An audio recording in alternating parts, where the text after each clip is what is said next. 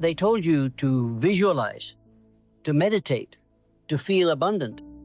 And so you did. You sat quietly, you pictured the life, you imagined the wealth, but nothing changed. Because you believed the lie that thought alone creates riches. It doesn't. Let me say it clearly. Thinking is the starting point, not the finish line. The world is full of people with grand visions and empty bank accounts because it is not just thought that creates wealth.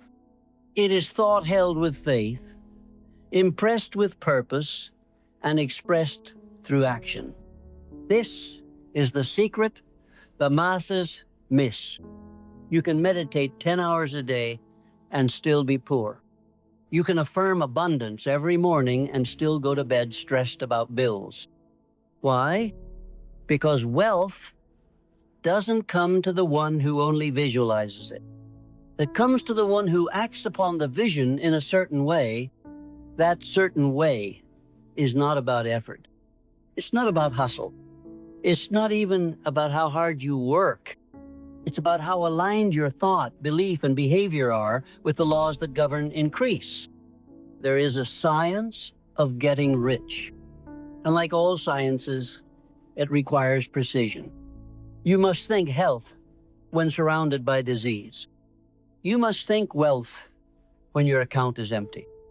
And most of all, you must act now from the truth of who you are, not the fear of what you lack. Millionaires don't wait for clarity. They create it. They don't meditate to escape their problems. They meditate to receive the blueprint, and then they move quickly, decisively, faithfully. I am not against meditation. It is powerful, but it must serve a greater purpose. To awaken your mind to the truth so you can move in harmony with it. You are not a beggar hoping to receive. You are a creator, born to command. But the formless substance around you does not respond to vague wishes or inconsistent vibrations. It responds to thought formed with clarity, filled with faith, and fused with personal initiative. You are not here to dream endlessly. You are here to impress your dream upon the invisible substance and then take the first step toward it, even if your hands are shaking. Because once thought becomes directed and action becomes obedient to purpose, that's when everything begins to move. And from there, a deeper truth emerges. There's a dangerous trend spreading through the world of self-help. They say, empty your mind, let go of thought, just be. And while stillness has its place, let me warn you, an empty mind is not a powerful mind, it is a neutral one. And neutral minds do not create wealth. They drift, they wait, they get swept away by stronger minds with clearer intentions. You are not designed to empty your mind.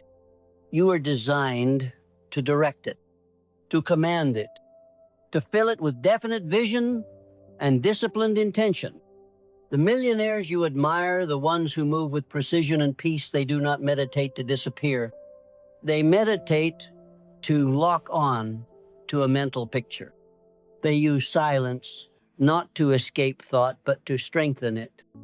Every time they sit in stillness, they are not emptying their consciousness, they are sharpening it like a blade.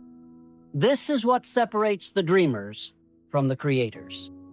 The dreamer says, I'll meditate until I feel ready. The creator says, I'll meditate so I remember that I already am. Because readiness is not a feeling.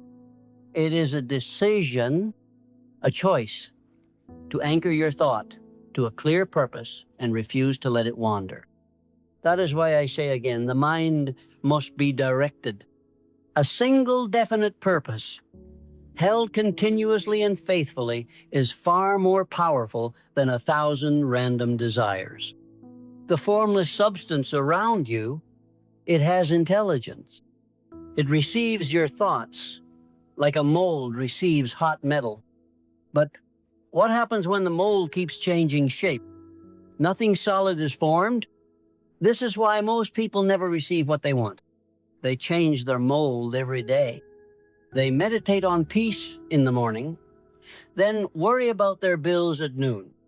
They visualize wealth, then speak lack, and the substance becomes confused. Not because it lacks power, but because your signal lacks consistency. Control your attention. Direct your thought. Return again and again to the vision, not in stress, but in certainty. That is the work of the rich. They don't allow circumstance to scatter their minds. They bring their thoughts back under their authority every hour if necessary, because they know he who governs his mind governs his world.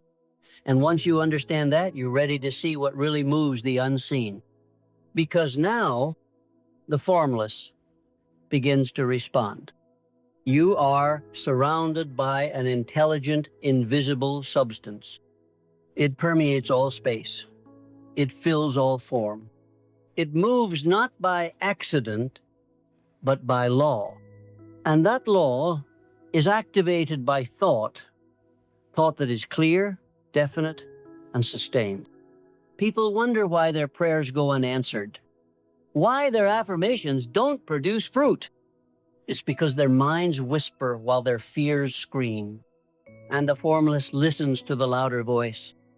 Let me tell you something few will dare to say. Desire is not enough. Wishing is not enough. Even belief by itself is not enough. Creation requires movement. The invisible is shaped by the visible.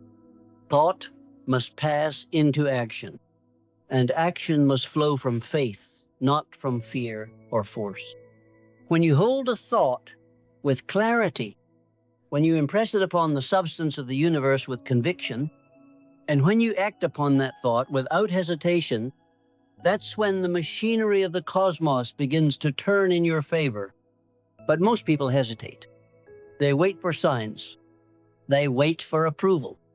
They wait for more confidence. And while they wait, their thought dissolves into nothing. You must understand this. The formless does not respond to hesitation. It responds to certainty. It doesn't reward trying.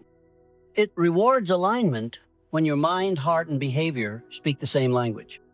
Every great fortune ever created began with a mental image, but it did not stay there. It was followed by action daily, deliberate, sometimes unseen, often uncomfortable. Millionaires know, if you want to receive, you must first release. Release fear. Release doubt. Release the need for perfect conditions. They do not ask, what if it doesn't work? They ask, what's the next step I can take with faith? Because they understand the universe is not holding back. You are. You're waiting for clarity. But clarity comes through obedience. You're waiting for confirmation. But confirmation comes after movement. The substance around you is ready to shape itself according to your design, but the mold must be made of conviction, and the hands must act as if the result is already guaranteed. That is the difference between magical thinking and magnetic creation, because once action and energy combine, once belief fuels behavior, you begin to generate value. And that is when wealth starts to move. There is no such thing as something for nothing. The universe is just always, and though you may not see it immediately, you are compensated according to what you contribute, not what you demand. The rich understand this law. They give more in use value than they take in cash value. And that is why the universe entrusts them with more. Now let me explain.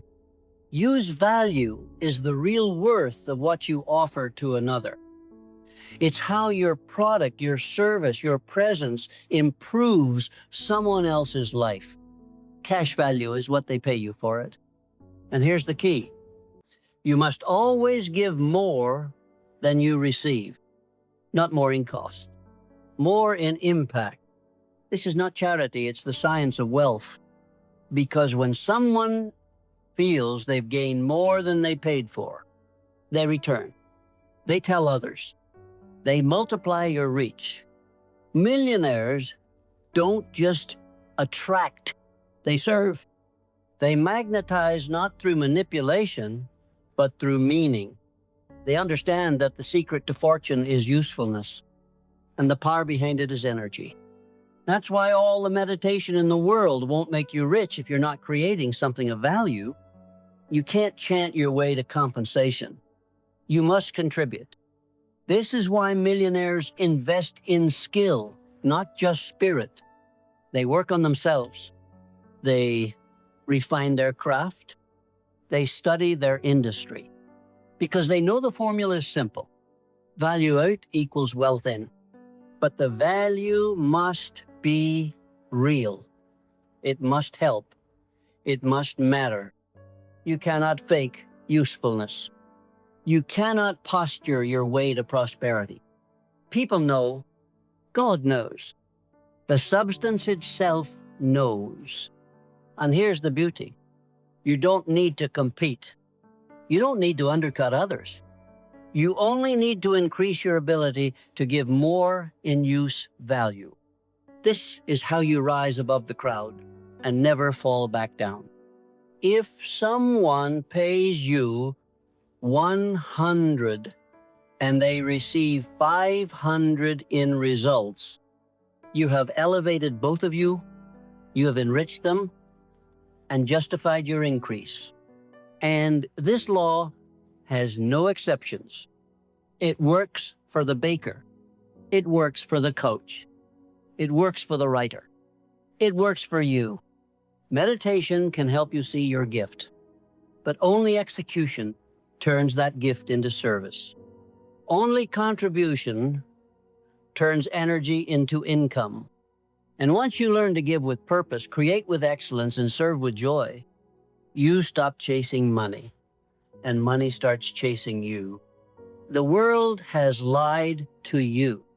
It told you that wealth is limited, that someone must lose for you to win. That money is a pie, and if they take a slice, there's less for you.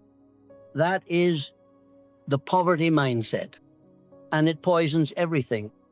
Let me give you truth. There is no shortage of wealth. There is only a shortage of aligned creators.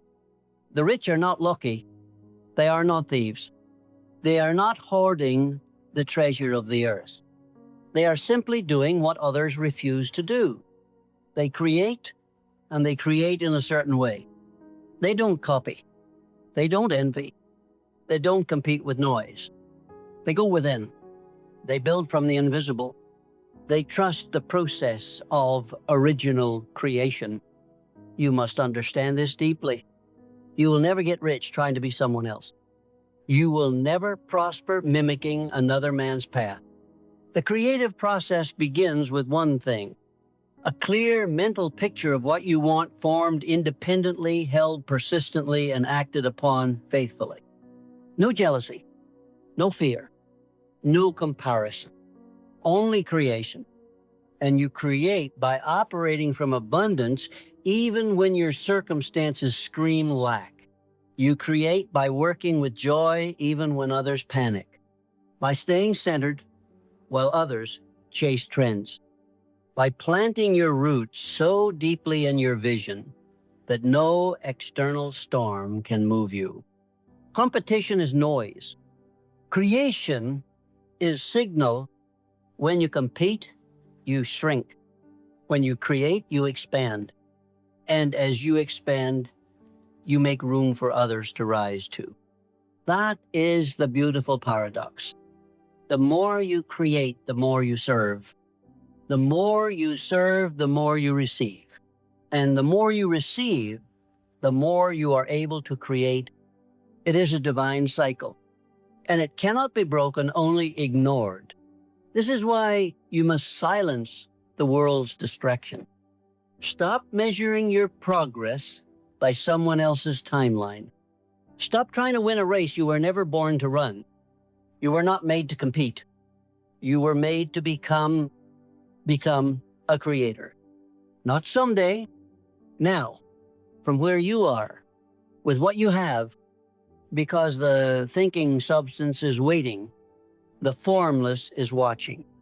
And the moment you think truth, act efficiently, give generously, and serve creatively, the universe moves, the doors open, and riches, real riches, begin to flow. Not because you forced it, not because you hustled harder, but because you finally aligned with the truth. Getting rich is not about fighting harder. It's about creating better. And that, my friend, is what millionaires do.